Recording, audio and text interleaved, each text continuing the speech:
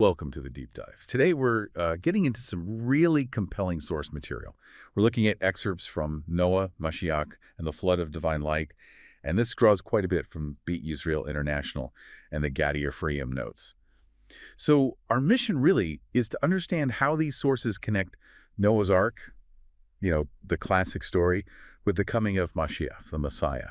They frame it as this single, continuous divine narrative, moving from like an ark of rest with Noah to an ark of redemption with Mashiach. And the goal in both cases seems to be achieving minutia. Right, that state of deep rest, divine order, renewal for the world. It's quite profound. And what's really fascinating, I think, is how the sources reframe the whole idea of the flood. The Zohar, foundational text in Jewish mysticism, it talks about two floods, the waters of Noah's time, the destruction, and then these future waters of wisdom. It suggests they're actually two sides of the same coin, part of one mystery of purification. So purification first by water, then by light. Is that the idea? Cleansing, then illumination. Okay, so Noah's flood, that was literal water washing away impurity. Yeah. But Mashiach's flood, that's different. Like a flood of knowledge. Precisely. A deluge of divine consciousness covering the earth, as the prophecies say. But yeah, knowledge and light, not water. This idea of twin floods preparing the world, though. Yeah. It feels like there must be a specific starting point, right? A trigger. Well, the Gaddi freeing notes actually pinpoint one. They talk about the 600th year of the 6th millennium. Which is when? Historically, that points towards the mid-18th century. And they say two things happen then, almost simultaneously. You have the gates of heavenly wisdom opening up, think Chassidut, the mystical movement, through the Baal Shem Tov. Okay, the spiritual side. Right. And at the same time, the fountains of earthly knowledge burst open. We're talking modern science, the Enlightenment, technology taking off. Mysticism and science exploding at the same time. How are those seen as twin currents? They seem almost opposites. That's the crux of it. They meet because, according to these sources, they are both channels for the same thing, or Haganus. The hidden light. Yeah, the primordial divine light that was sort of concealed after Adam's fall.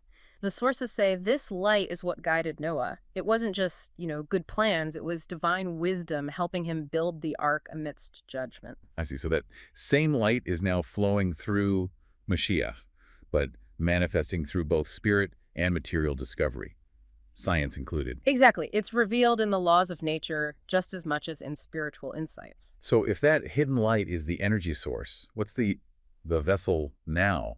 The sources seem to suggest the ark idea itself transforms. It does. Gaddi explains the original ark, the physical one, as a symbol for the guff, the body or vessel of Mashiach. It sheltered life for the new world. Yeah. But the new ark, the ark of redemption, isn't made of gopher wood. It's the word. It's the Torah of Mashiach. So entering the path of Torah is like boarding this new ark. That's the idea. Every soul engaging with this redemptive wisdom becomes part of the ark. Now, central to building this, the sources mention Mashiach ben Yosef. We need to be clear here. This isn't the final Messiah figure necessarily, right? Correct. This is more like the forerunner, the practical one, the hidden worker. Hidden. Like Noah building his ark before the rains, often unrecognized.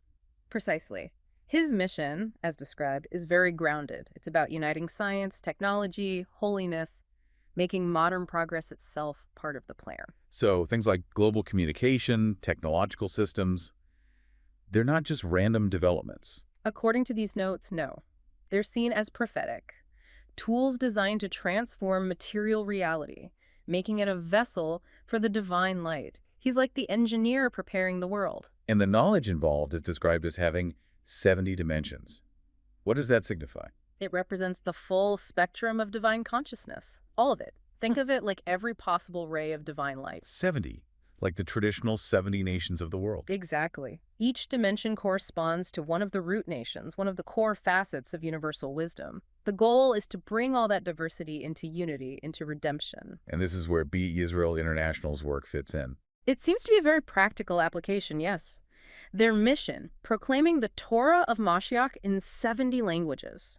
It's like actively building this modern ark of knowledge, spreading that illuminating wisdom globally, touching every facet. So if we pull this all together, Noah and Mashiach aren't separate stories, but bookends of a single divine cycle. That's the synthesis, yeah. Cleansing first with Noah's Ark, then renewal and full revelation. With Mashiach's Ark, which is the Torah itself, the physical vessel became a spiritual one. It really shifts the perspective, It does. which leads to a final thought, perhaps for you listening. The sources mention Noah finding Chen, this hidden grace or beauty in God's eyes. And they suggest that same concealed wisdom that Chen is active in the world today, guiding things from behind the scenes. So if the projects you're working on, the things you're building, maybe even the technology you use, if that's part of this hidden preparatory work, what unrecognized vessel of mercy might you be building right now? Something to definitely ponder. Until our next deep dive.